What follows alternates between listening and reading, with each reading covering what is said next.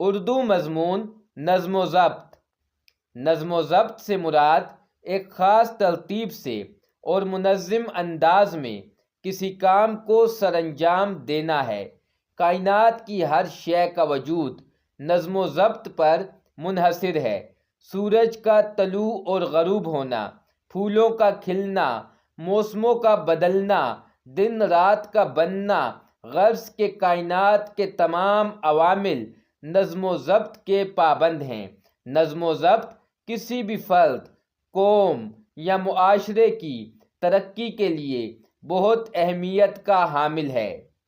جو قومیں نظم و ضبط کو اپنا شعار بنا لیتی ہیں، ترقی اور کامیابی ان کا مقدر ٹھہرتی ہے۔ اللہ تعالیٰ نے دین اسلام کی بنیاد بھی ایک خاص اصول، نظام اور قاعدے کے تحت رکھی ہے۔ 5 وقت کی نماز، رمضان المبارک میں سحر و افطار اور حج کے فریضے کا خاص ایام میں انجام پانا نظم و ضبط کا مظہر ہے۔ سرکاری دفاتر اور ادارے بھی نظم و ضبط کی پابندی کرتے ہیں۔ اگر اصولوں کی پیروی نہ کی جائے تو قوم و معاشرہ تنزلی کا شکار ہو جاتا ہے۔ ہمارے جسم کا وجود مختلف خلیوں اور اعضاء کے باہمی تعاون اور ایک خاص ترتیب کی وجہ سے ہے۔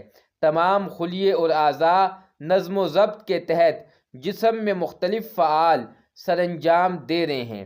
کھیلوں کے میدان میں بھی نظم و ضبط کو ملحوظ خاطر رکھا جاتا ہے۔